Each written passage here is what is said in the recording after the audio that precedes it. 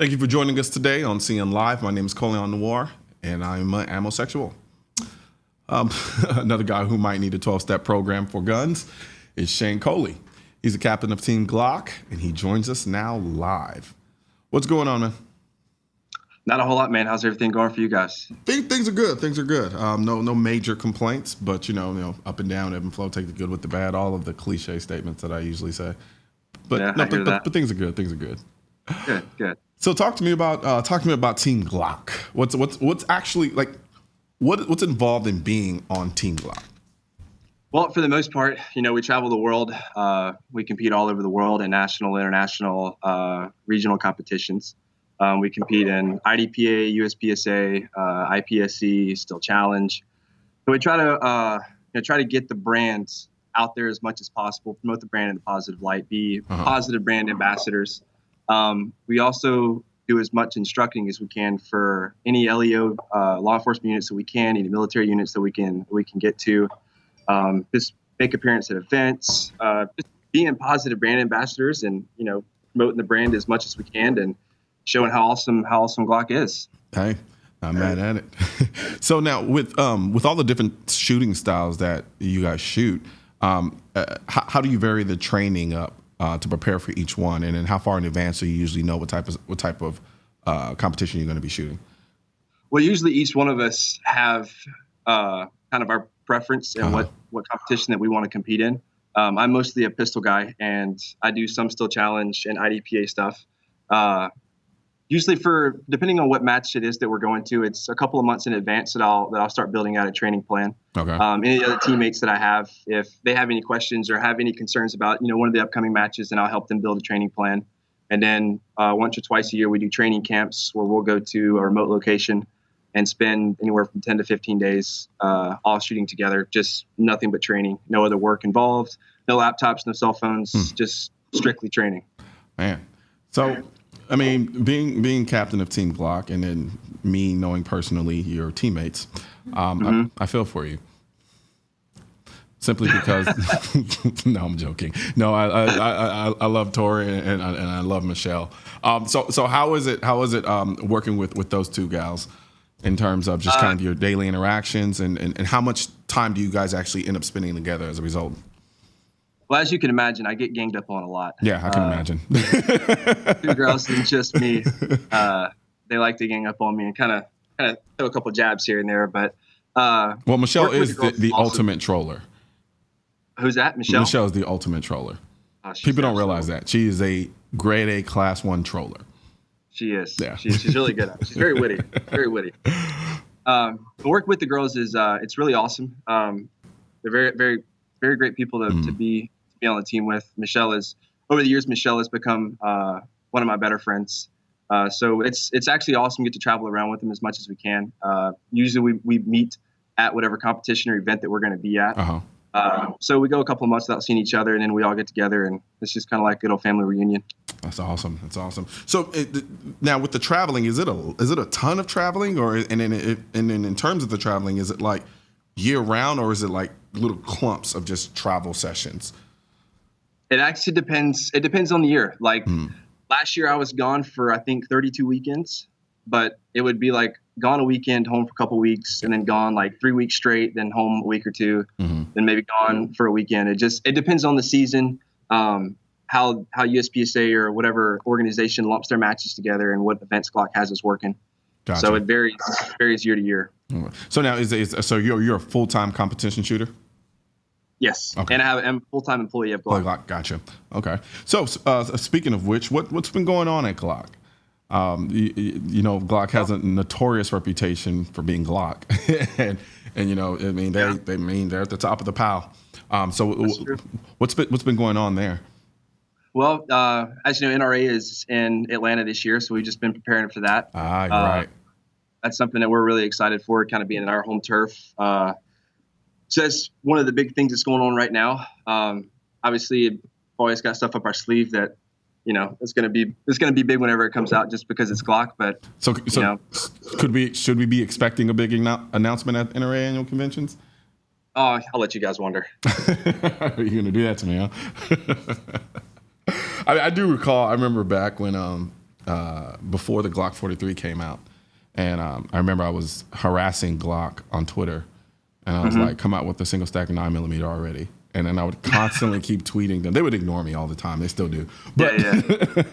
And then I remember when they finally released it, I was like, thank you. Thank you. But well, you know, we have to stay on the top as much as we can. So yeah. So with that being said, what are some of your favorite Glocks? Well, it depends. For competition or like just everyday carry stuff. Let's start with competition, and then we'll move on to the more. Okay, so for competition, my favorite gun is going to be the Glock 34. Okay. It's our long slide. It's got the 5.5-inch barrel. The recoil is incredibly soft. The gun shoots incredibly accurate. It's the one I compete with the most. It's the one I've won the most championships with. The Glock 35, which is the 40, is probably my second favorite competition gun. But I don't shoot 40 as much as I do the 9 anymore. Gotcha. Yeah, the 34 is very interesting. I remember when I first saw the 34, I didn't care for it very much, simply because I was like, the slide is way too long. I don't see what the benefit is until I shot it, and then you really start to understand how much of a difference that longer slide makes in the character and the way that gun shoots. And then I don't have very much experience. You said the other one was what, the 35? Yeah. I didn't have very much experience with the 35. I don't have very much experience at all with any Glocks chambered in 40 except for the 22. Yep. Yeah. So I had 22 for a good period of time. I think it was the RTF 2. Yeah. The 22 is a very common duty gun. Yeah, absolutely. Just quick question: as far as the RTF frames, are they still in production, or are they completely ceased doing that? I'm actually not 100% sure on that. Yeah.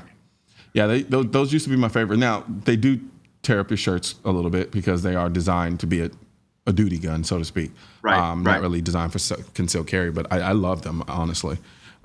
So now, in terms of concealed carry, what are your preferences, to the lie? I actually really like the Glock 19 for my everyday gun. The 43, I do love how small the 43 is and how easily it's concealed. Yeah. But it's a little bit too small for my hand. I have big hands. Gotcha. So the 19 is still small enough that I can conceal it comfortably, but it's also got enough real estate on the grip that I can comfortably grip the gun as well and still have a lot of control under recoil. Okay. So now, if you were just going to pick a Glock to go to the range just for the sheer pleasure of just shooting it, not competition, not self-defense, concealed carry, none of that, just the fun of shooting it, what Glock would that be? I think it's going to be a big toss-up between a 19 or a 17. Really? Okay. Yeah, 19 is one of my favorite guns to shoot. I love the size of it. I love the way the gun recoils. I love everything about the gun, but the 17 is also a phenomenal gun to shoot. I think the 19 will probably win that battle. Yeah. I really do. Yeah. I know for me, it would have to be the Glock 30. The 30? Yeah. I think people underestimate how soft that thing shoots. And not just, and like I have a Glock 30S. I got the 30S thinking it was going to shoot exactly the same as a Glock 30, and it shoots really well. It just, there's something about the Glock 30. It just shoots so phenomenally soft. Like it's just a soft shooting 45. Granted, it's really big, can be maybe a little bit too cumbersome for some people, but just the sheer pleasure of shooting it. I don't know what it is because I also have a 21, and it's still in that is a different shooting dynamic. So I definitely have to say that mine would be the Glock 30, and then I shot the 36 last year for the first time, and I was actually incredibly surprised by how soft it shot.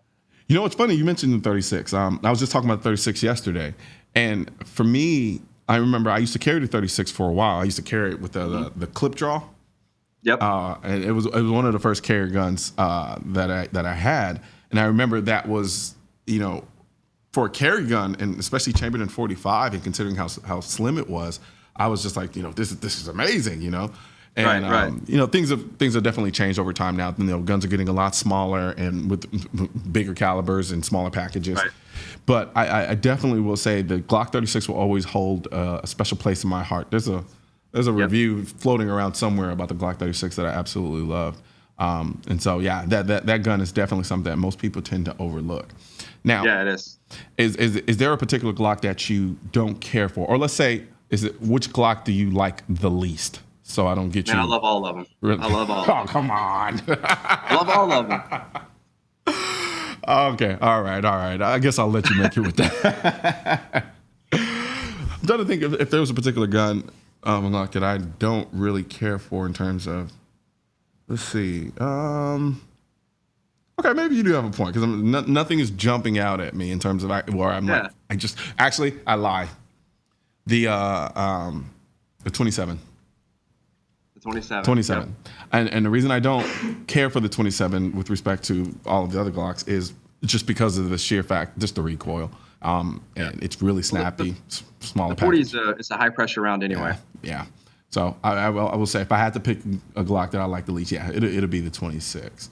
I did find one. I remember I did a video on it. I found a Glock 27, and it had an internal guide rod laser in it. I remember I found out. I thought it was the greatest thing ever. Really? Yeah. It was a long time ago. Like we were talking several years ago. And Yeah. And I shot it, and I bought it, and I loved it from that fact until I started shooting it more consistently. Then I went from then I was like, okay, I'm going to 26, and I'm just gonna leave it at that. 26 is a good one too. I love that one. Oh yeah, that's the gun I tend to carry the most. That's the gun I carried the most until the 43 came out. Yep. Once the 43 came out, that's kind of taken the place of the 26's position. I carry a lot. I carry a lot of different guns, and I know that's blasphemy to a lot of people. And they're like, "Oh, you got should you signal?" I'm like, I can't always. Everyone's got their preference. Yeah, it just in the real, and in a vacuum that makes sense. In the real world, you're kind of forced to kind of adjust accordingly, especially when somebody. Right. And I care about concealing, like being really concealed. So for me, that's going to be a bigger issue than some people. We're going to take a quick break, and when we come back, we're going to talk about how you actually got started in shooting, and then go from there. Okay. Sounds good. Sir.